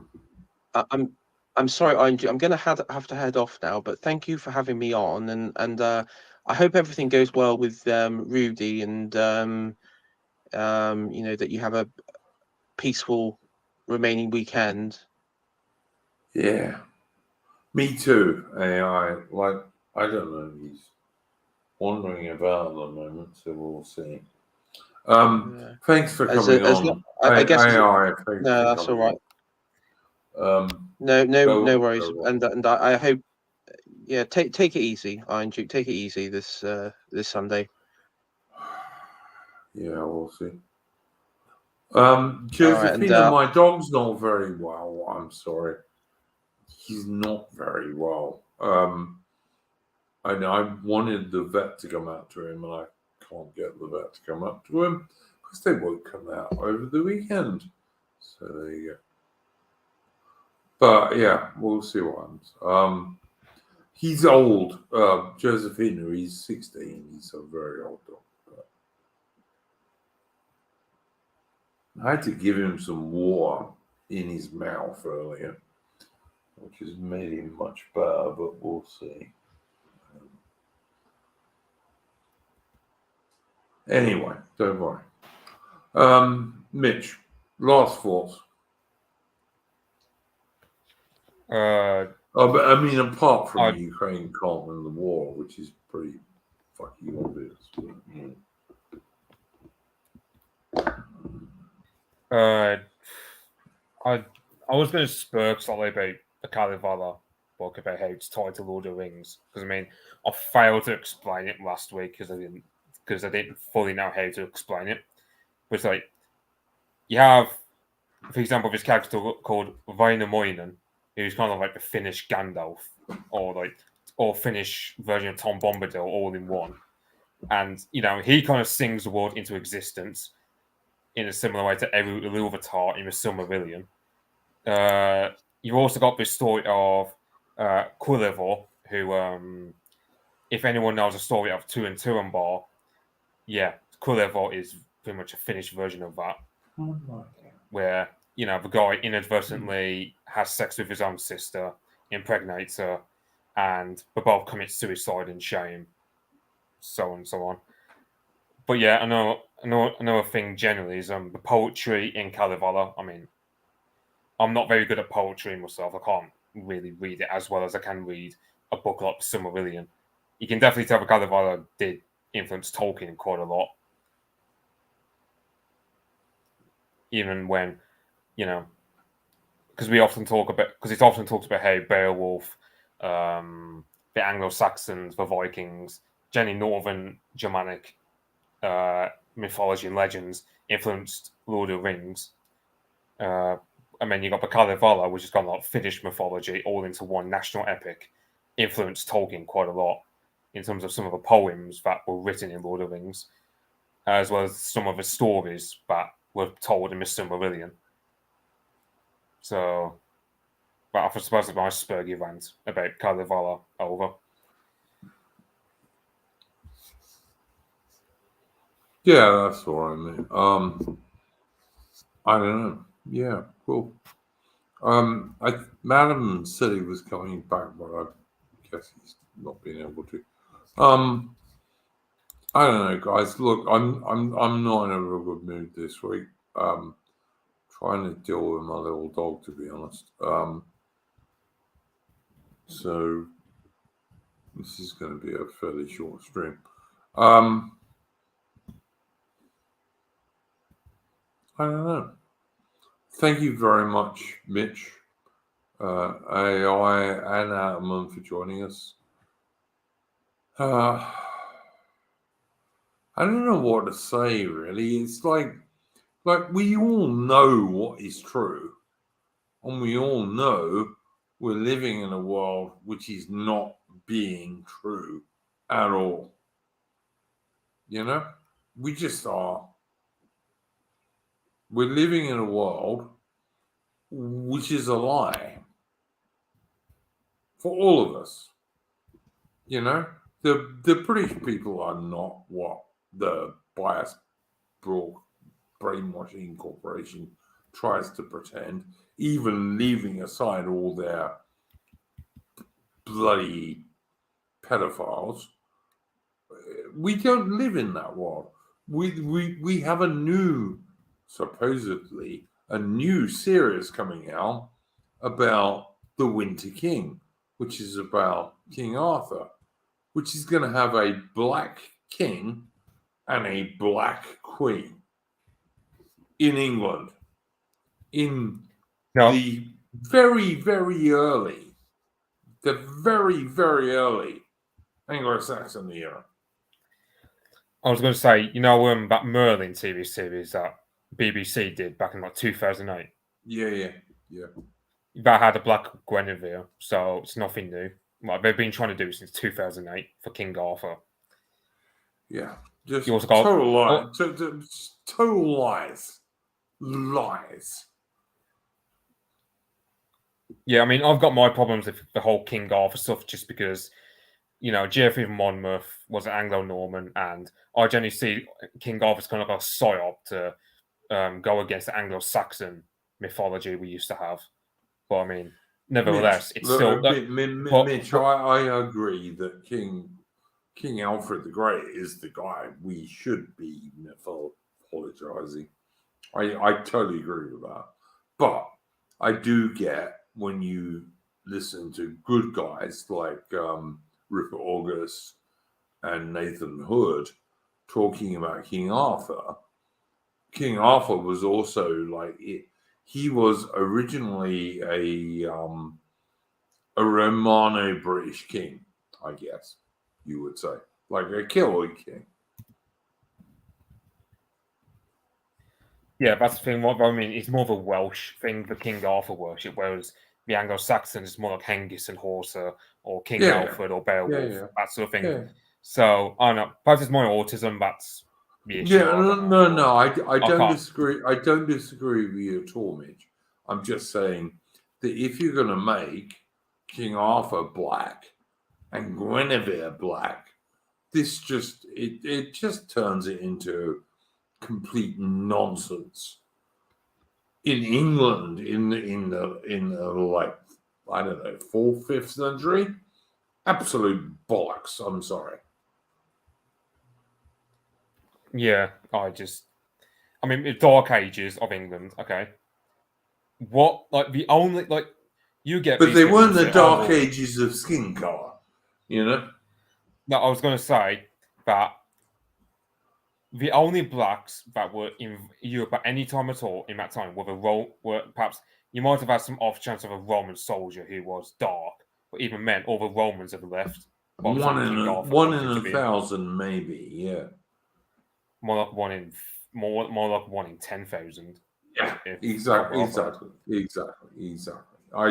And it's not just it's not just that though. It's at the time the Roman Empire fell.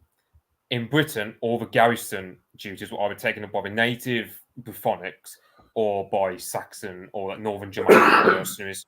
Yep. Not one of them would. Yeah. Perhaps you would have had some slightly swarthy types, but like the ones you get in Wales. I mean, but those are as British as you or I. Oh, no. Again. Mitch, it's like when you talk about a black Irishman. A black Irishman has black hair, blue eyes, and a pale skin.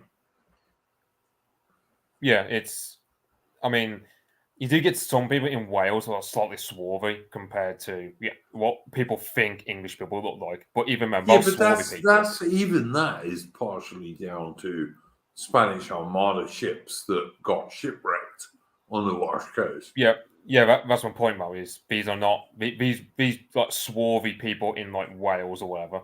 They're not brought in by Africans intermixing with us, No. like people would have you believe. No, it was literally just a natural. I mean, however, there's a theory that actually it's like they're like some legacy of a Neolithic peoples who weren't wiped out by the Indo-European invasion. Because that's the Neolithic people that lived here before the Indo-European ancestors came along. The Neolithics would have looked like Italians to our eyes. Like you're talking like Sardinians, slightly swarthy, but they're European. Pretty cute. There are some pretty cute Italian girls, I have to say, and not even the blonde ones in the north of Italy. But yeah, and I would say the same about Welsh girls, and Irish girls.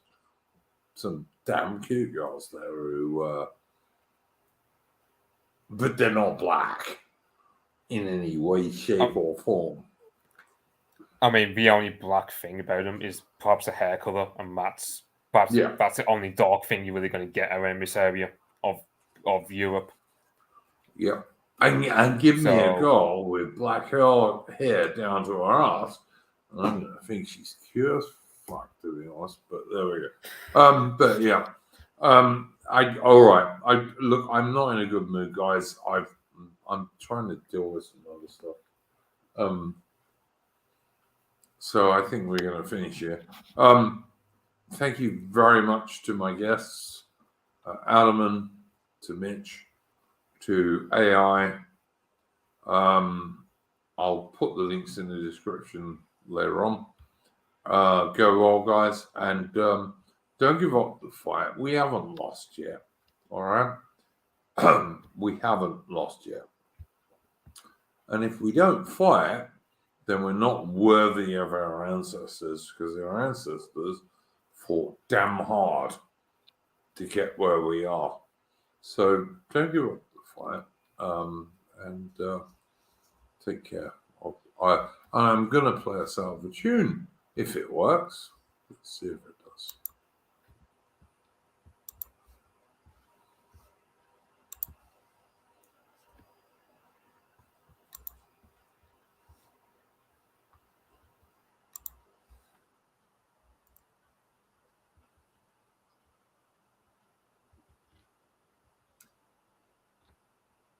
Of Hercules, all the Hector and the Lysander, and such great names as these.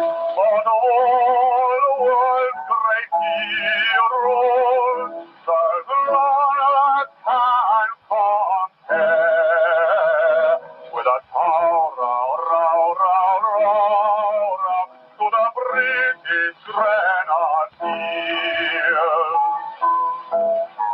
Rudy like down. Whenever we are commanded to storm the palisades, our leaders march with fuses, and we with hand grenades. We throw them from the glacis aboard the enemy's ears. Sing a song, to the British Grenadiers.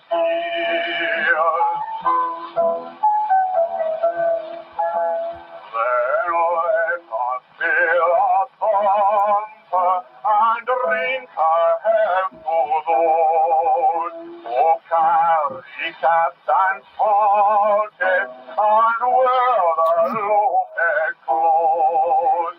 May they and their commanders live happy all the year. With a row to the British Grenadiers.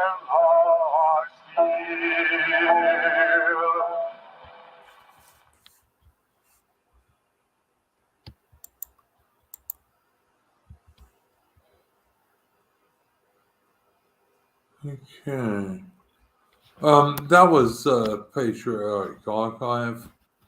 I would have to say, having looked at that for the first time, that the colouring Patriotic Archive on that is not accurate, because the dudes in the front who are in blue with dark faces are not. They're supposed to be British, mate. But there you go. I'm just pointing that out to you, mate. But the Patriotic Archive is an excellent musical channel. Go and check them out.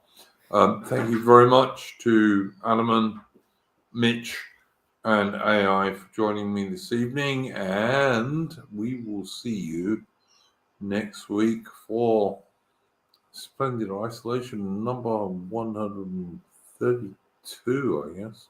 Anyway, go well.